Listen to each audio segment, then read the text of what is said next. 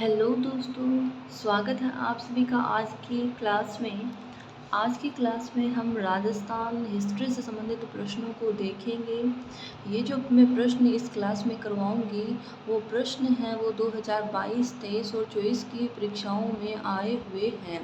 तो इसीलिए ये जो प्रश्न हैं आगे राजस्थान की जितनी भी परीक्षाएं होने वाली हैं उन सभी के लिए ये प्रश्न बहुत ही महत्वपूर्ण बन जाते हैं।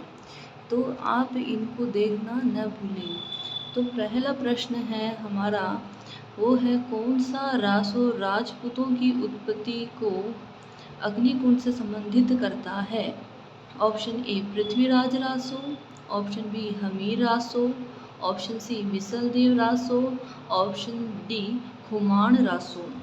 तो चलिए बताइए इसमें से सही उत्तर क्या होगा। क्वेश्चन नंबर का सही उत्तर क्या होगा। कौन सा रासो राजपूतों की उत्पत्ति को अग्निकुंड से संबंधित करता है। इसका सही उत्तर होगा पृथ्वीराज रासो। पृथ्वीराज रासो राजपूतों की उत्पत्ति है वो अग्निकुंड से मानता है। चलिए अगला प्रश्न देखते हैं। क्वेश्चन नंबर 1 का जो सही उत्तर है वो क्या होगा। Option number A. Option number A इसका सही उत्तर है। चलिए अब आगे देखते हैं क्वेश्चन नंबर 2। क्वेश्चन नंबर 2 है, निम्न में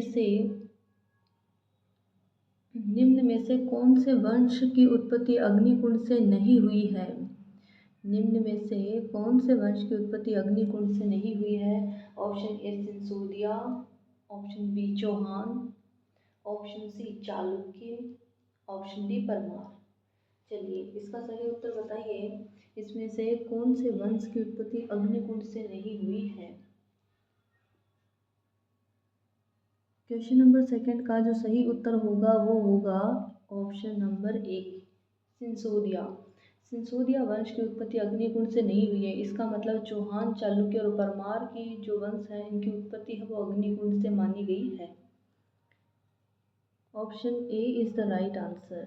चलिए अगला प्रश्न देखते हैं। Question number 3। हमारा जो क्वेश्चन नंबर 3 है वो ये है, मंडोर प्रतिहार वंश के किस शासक से वंशावली प्रारंभ होती है। Option A Rajil, option B Harishchandra, option C Bhogbhatt, option D Kandak. Mandore Pratihara वंश के किस शासक से वंशावली प्रारंभ होती है। क्वेश्चन नंबर 3 का सही उत्तर क्या होगा। सही उत्तर होगा रजिल। मंडोर प्रतिहार वंश के जो रजिल शासक है उससे वंशावली प्रारंभ होती है। क्वेश्चन नंबर 3 का सही उत्तर है ऑप्शन नंबर ए। चलिए अगला प्रश्न देखते हैं। अगला प्रश्न है, प्रतिहारों की 26 शाखाओं में से सबसे प्राचीन शाखा है। Option A Gwalior, option B Mandore, option C Ujjain, option D Kannauj. चलिए बताइए क्वेश्चन नंबर 4 का सही उत्तर क्या होगा। आप सभी को ही उत्तर देने हैं। प्रतिहारों की सभी 26 शाखाओं में से सबसे जो प्राचीन शाखा है वो है Mandore. Option B is the right answer. चलिए अगला प्रश्न देखते हैं क्वेश्चन नंबर 5। और क्वेश्चन नंबर 5 है, प्रतिहार वंश की मंडोर शाखा के किस शासक ने अपनी राजधानी मंडोर से मेड़ता स्थानांतरित की थी। Option A Kakkuk, option B Rajil, option C Nagabhata प्रथम, ऑप्शन डी बाउक। प्रतिहार वंश की मंडोर शाखा के किस शासक ने अपनी राजधानी मंडोर से मेड़ता स्थानांतरित की थी। चलिए बताइए इस प्रश्न का सही उत्तर क्या होगा। तो प्रतिहार वंश की जो मंडोर शाखा है उसके उसके शासक नागभट्ट प्रथम ने क्या की थी। नागभट्ट प्रथम ने अपनी जो राजधानी है वो मंडोर से मेड़ता स्थानांतरित की थी। तो क्वेश्चन नंबर 5 का सही उत्तर होगा नागभट्ट प्रथम। Option C is the right answer. चलिए अगला प्रश्न देखते हैं। अगला प्रश्न है, उस प्रतिहार शासक का नाम बताइए जिसने न केवल अरबों के आगे बढ़ने पर अंकुश लगाया बल्कि अनेक शासकों को उनके आधिपत्य से भी मुक्त किया। ऑप्शन ए नागभट्ट प्रथम, option B Devraj, option C Vatsraj, option D Nagabhata द्वितीय। तो चलिए वो कौन सा शासक था जिसने न केवल अरबों के आगे बढ़ने पर अंकुश लगाया बल्कि अनेक शासकों को उनके आधिपत्य से भी मुक्त करवाया। वो कौन से प्रतिहार शासक थे? तो वो थे नागभट्ट प्रथम। Option A is the right answer. चलिए क्वेश्चन नंबर 7 देखते हैं। और क्वेश्चन नंबर 7 है, निम्नलिखित में से कौन सी कृति प्रसिद्ध कवि, नाट्यकार और लेखक राजशेखर की नहीं है? ऑप्शन ए कर्पूर मंजरी, ऑप्शन बी काव्य मीमांसा, ऑप्शन सी प्रभावक चरित्र, ऑप्शन डी बाल रामायण।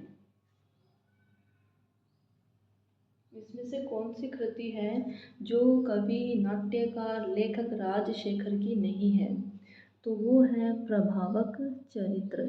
ये जो कृति है, ये जो रचना है वो राजशेखर की नहीं है। Option C is the right answer. चलिए अगला प्रश्न देखते हैं। और अगला प्रश्न है क्वेश्चन नंबर 8। उस अरबी यात्री का नाम बताइए जिसने मिहिर भोज के समय का वृत्तांत प्रस्तुत किया। Option A Sulaiman, option B Shah Alam Nirun, option C Al Masudi Hajab, option D Obaidullah Hussain. तो उस अरबी यात्री का नाम बताइए जिसने मिहिर भोज के समय का वृत्तांत प्रस्तुत किया। तो उस अरबी यात्री का नाम क्या है? Sulaiman. Sulaiman. Option A is the right answer. चलिए आगे बढ़ते हैं, क्वेश्चन नंबर 9 पर चलते हैं। क्वेश्चन नंबर 9 है,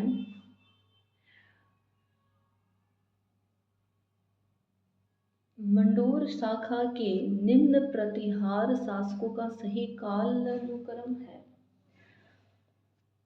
पहले नंबर पे है नागभट्ट प्रथम, दूसरे पे है रजिल, तीसरे पे है बाउक और चौथे पे है टाटा।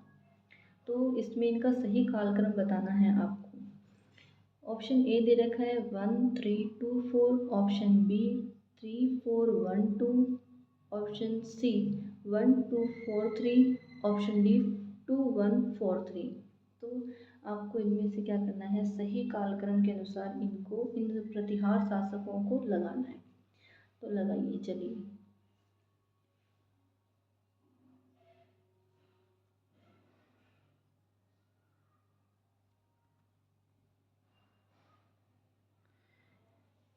क्वेश्चन नंबर 9 का सही उत्तर क्या होगा? देखो सबसे पहले जो आएगा वो आएगा रजिल। सबसे पहले नंबर पे आएगा रजिल, ठीक है। दूसरे पे आएगा नागभट्ट, तीसरे पे कौन आएगा? टाटा, और चौथे पे आएगा बाउक। इसीलिए सही उत्तर कौन सा हो जाएगा? क्वेश्चन नंबर 9 का सही उत्तर हो जाएगा option number D. Option number D is the right answer. चलिए आगे चलते हैं। Question number 10। क्वेश्चन नंबर 10 है, गुर्जरों को किस शासक ने पराजित किया? A option A Prabhakar Vardhan, option B Rajyavardhan, option C Harshavardhan, option D Shashank. गुर्जरों को किस शासक ने पराजित किया? तो ये पराजित किया प्रभाकर वर्धन ने। Option A is the right answer. चलिए क्वेश्चन नंबर 11 पर चलते हैं।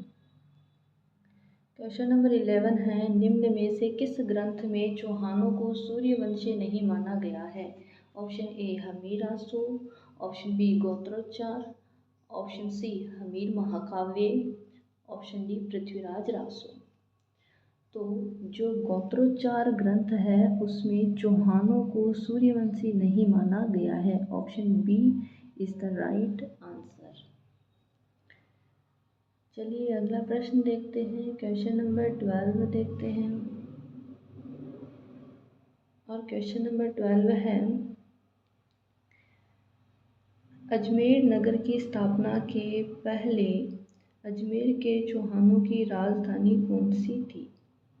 Option A Sambhar, option B Nadol, option C Jalore, option D Ranthambore. Ajmer नगर की स्थापना से पहले अजमेर के चौहानों की जो राजधानी थी वो थी सांभर, क्योंकि सबसे पहले जो चौहान थे उन्होंने अपनी जो वंश जो स्थापना की थी, वंश की स्थापना की थी, वो सांभर में ही की थी। Option A is the right answer. चलिए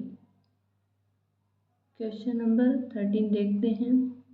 किसको चौहानों का मूल स्थान माना जाता है? Option A Ajmer, option B Delhi, option C Sapadalaksha, option D Ahichhatrapur. तो चौहानों का मूल स्थान किसे माना जाता है? तो चौहानों का जो मूल स्थान है वो है Sapadalaksha. Option C is the right answer. चलिए क्वेश्चन नंबर 14 पर चलते हैं। क्वेश्चन नंबर 14 है, अजमेर का संस्थापक था? Option A Vasudev, option B Guvak, option C Ajayraj, option D Arnoraj. अब ये तो बहुत ही आसान प्रश्न है, आपको सभी को ही आता होगा। अजमेर का संस्थापक कौन था? तो अजमेर का संस्थापक था Ajayaraj. Option C is the right answer. चलिए अगला प्रश्न देखते हैं। Question number 15। क्वेश्चन नंबर 15 है, कटिबंधु या कवि बांधव के नाम से कौन सा राजा प्रसिद्ध था? Option A Dharavarsh, option B Vigraharaj चतुर्थ, option C Kumbha, option D Sambha. अब ये भी बहुत आसान प्रश्न है, आप सभी को ही आना चाहिए ये। इतना तो मालूम ही होगा आपको कि कटिबंधु कविबंधु के नाम से विग्रहराज जो चतुर्थ थे वो राजा प्रसिद्ध हुए थे। Option B is the right answer. तो आज की क्लास में हमने प्रीवियस ईयर क्वेश्चंस को देखा है जो 2022, 23 और 24 में आए हुए हैं, और मैंने अपनी पिछली कक्षाओं में भी ऐसे ही कुछ प्रश्नों का जिक्र किया है जो 2022, 23 और 24 की परीक्षाओं में आए हुए हैं। आप उन वीडियोस को जाके भी क्या कर सकते हैं, देख सकते हैं। एक प्लेलिस्ट बना हुआ, उसके अंदर उन वीडियोस हैं वो आपको मिल जाएंगे। तो आज की क्लास आपको कैसी लगी आप ज़रूर बताइएगा। अगर अच्छी लगी तो लाइक कीजिएगा। अगर चैनल में पर पहली बार आए हैं तो चैनल को सब्सक्राइब कीजिए और अपने विचार है वो कमेंट बॉक्स में ज़रूर दीजिए। आज के लिए आपका बहुत बहुत धन्यवाद।